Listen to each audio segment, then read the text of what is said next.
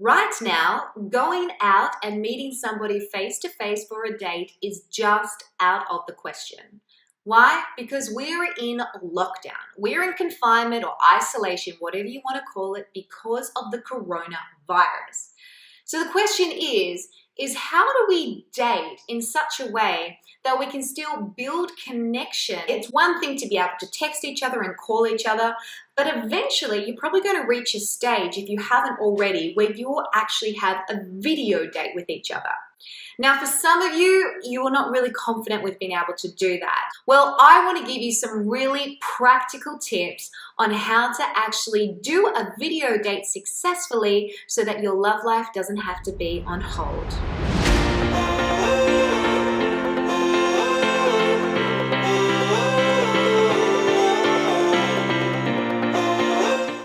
Hey everyone, welcome back to my YouTube channel. My name is Renee Slansky. I'm a professional dating and relationship coach. Truth is, I've actually got 13 years experience as a TV presenter, and as a coach, I use video all the time.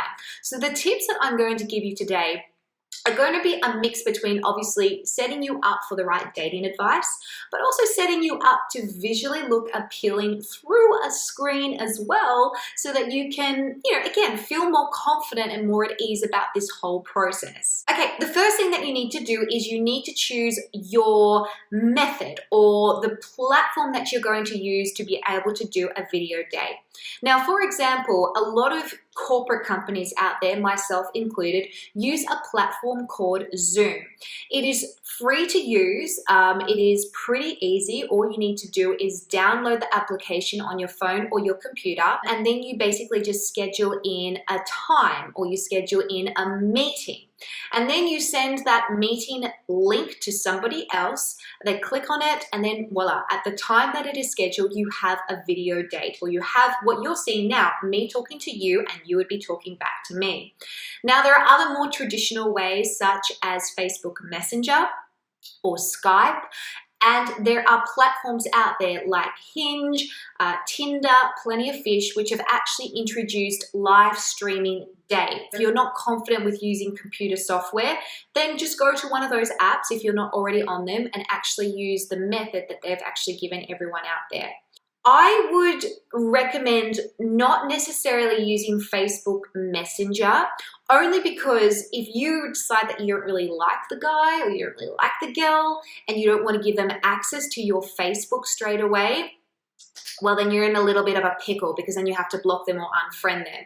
And to be able to use the Facebook Messenger, you obviously have to be able to have their contacts. Then they can start to see stuff about your page and all that. So if you want to keep it strictly kind of I'm over here and you're over there, and you don't want to exchange socials just yet, then use one of the platforms out there, either through a dating app or through Zoom, Skype, or one of the other applications out there. Now, the second thing I actually recommend is doing it on your computer as opposed to on your phone. Obviously, your computer is something that you can then be hands-free. You can then, start to pick up a glass if you're having like a dinner date or something like that, or a coffee date, so that your hands are actually occupied. And I'll get into that in another tip.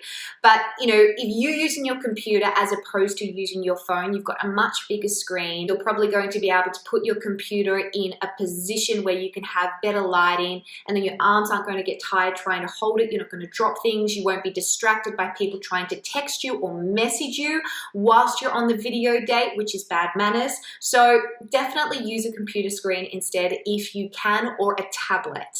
Now, the third thing to do is treat it like a real date. I know that it's a little bit weird, right? But, especially if it's a first date, like literally a first date that you're having with someone is through a screen rather than actually meeting in person. So if we can try it and make it as date-like as possible, then you're both going to feel like, okay, we're on the same sort of page here, and this isn't as stressful as what we think it's going to be. Now, when I say treat it like a date, what I mean by that is dress appropriately. You wouldn't go to a date looking like crap in your pajamas, right? So don't just turn up when you're doing the video call or the video date looking like you've just rolled out of bed. Put some effort into it. If it is a dinner video date, then dress up as if you were actually going on out to dinner. If it is a casual coffee date, then dress up casually as if you were actually going to go out for coffee. Now, the second thing you need to do is you actually need to have a time frame, because when you go on a date with someone, you usually know that it's going to go for like, an hour, 2 hours, maybe 3 hours at the most. It's not something that's going to drag on. The only thing is with video is it's a little bit different to real life, where we feel that we're on it longer than what we need to be. For example, if we're going to go to an event for an hour and a half, we don't really think much about it because we're actually there experiencing the energy and being in the moment and the circumstance. As opposed to attending, say, an event online, an hour and a half might seem like a really long time because we get restless, we get distracted, we're in the one spot just kind of sitting. So when it comes to a video date, still have a time frame, but understand that that time frame might be a little bit shorter purely because we're just not used to it, okay? And we're not really in a circumstance where we feel that we can stay a little bit longer to be actually able to enjoy it more. Don't feel guilty if the video date only goes for, say, 20 minutes as opposed to maybe a first date that would go to 40 minutes or an hour. But I just want to put it into perspective. You may feel a little bit awkward on either side. You may feel like, crap, what do we talk about now? Or, this isn't the usual sort of setting. That's normal, all right? The aim here is not to try and necessarily recreate a date exactly as the way it is, as if you were meeting someone in real life, because that's just not possible. Meeting someone in real life and having a video call are two completely different situations, so they're going to have their own set of emotions and expectations attached to them. The fourth thing to do is be aware of your background. Now, if you're going to have a video date with someone, then make sure that your environment behind you is actually set up to impress, to make you feel more confident. So make sure that the windows are closed. If you know that you're near a noisy road, go somewhere quiet. Maybe have the background so it's not as distracting. If you've got too much going in the background, what that does, and this is just from a camera point of view, which I want to give you guys tips on, is it takes the focus off you. And obviously when you're video dating someone, you want the focus to be completely on you. So if your background is too busy, or you've got, people running around and people sneaking in the door and you've got lots of noise, it's going to be distracting for you, it's going to be distracting for them, and it's probably not going to be the best sort of experience. Ideally, if you can be in a room by yourself, obviously that allows you to have some sort of privacy, and it means that it minimizes some distractions. Now, the next thing to do is have a couple of icebreakers. If this is going to be your very first experience of meeting this person or just doing a video date with this person, again, it might be a little bit awkward. A lot of people in general aren't confident just talking to a camera like this, even if there's somebody on the other end. Some people completely freeze up, in fact. So what I suggest is setting a couple of things up so that you have kind of like safety stuff to go to. This is why I say choose a computer as well, and don't just do it on your phone, because it means that your hands will be able to be free. So have a cup of coffee with you if you're doing a coffee date, or have a glass of water or a glass of wine if you're doing a wine date. Have something that your hands can reach for, that's lip gloss by the way, each time, so that when you get stuck, you can literally take a sip. Having just that moment to be able to sip, gather your thoughts, instead of just having this awkward silence. Other things that you can do to have icebreakers is think of questions that you might like to ask each other. For example, one of the questions you might ask each other is like, oh, I know I can see you from here, but what are you wearing underneath? Let me guess, you're in your pajamas, right? Try and keep it clean. But, have a few kind of lines that you can both laugh about and relate to ease the tension between you both. Okay, the next thing is confirm the time. This is why it's good to use an application where you actually book in the time, because then there's some sort of commitment to it. And you want to make sure that you both take this seriously, that it is a real date, and that you're not just going to cancel last minute, or you're not going to leave the person hanging. Okay, the second last tip is this. Make sure that you have good lighting, that you've proportioned yourself so that you actually look most flattering, and that you have strong internet connection. The last thing that you want to do is be like, right? It's not fun to have a date as a robot or with a robot. So if we can make sure that our connection is the strongest point in our house or wherever it is, then it means that our date is going to go a lot more smoothly without worrying that we're going to be breaking up the entire time. Lighting is super important. Right now, I'm in my office and I have a light from here, from the window, and I have another window here, and then I actually have a filming light as well, which isn't necessary, but I just obviously use it for filming. What you want to do is you want to make sure that the light that you have is facing you forward. Window lights or natural daylight usually works best because it's a little bit of a softer light if you're sitting away. If you have just a full-on harsh light right in front of you, it's probably going to highlight a couple of our imperfections and you may not feel as beautiful or as confident.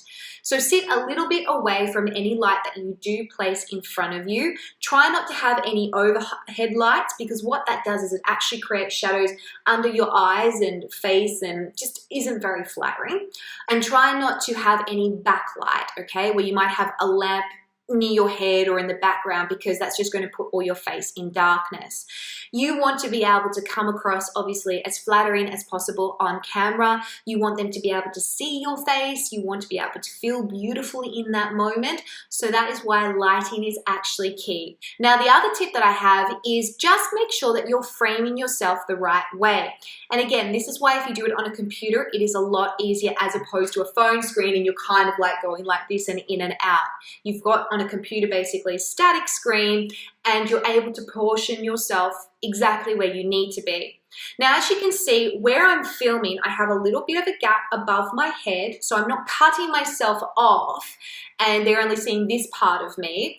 And I have enough space around me to kind of make me the focus. If you're too close, basically maybe show up a lot of imperfections or things that you're not confident about. If you're too far away, then it's going to be hard to focus just on you. So what you want to do is you want to really kind of be in this sort of mid-range where you can see your shoulders, maybe up to say your chest line. You've got a little bit of gap above your head so you're not cutting your head off and you're in focus enough for a camera for them to be able to make out your features like your sparkling eyes, your beautiful smile. You're not too far away from that and you're not so close that it just kind of feels like you're in their face. And lastly, girls and guys, try not to do video dates on your bed.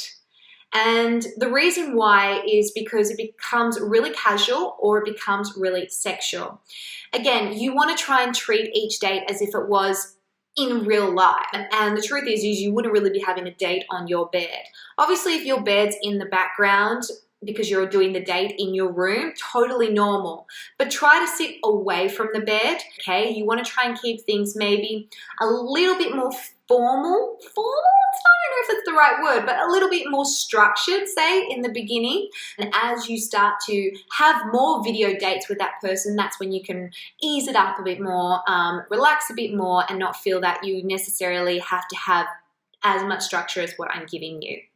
Well, there you go, girls and guys. I hope that this helped you. Let me know if there's anything that I missed out that you're finding that you're coming up against in general when it comes to dating in the coronavirus time. Until next time, have an amazing whatever day it is of the week. I've lost track. Stay safe, stay home, and I'll see you soon. Don't forget to like and subscribe, and let me know if this video helped you by dropping a thanks Renee down below, and I'll see you next time. Bye for now.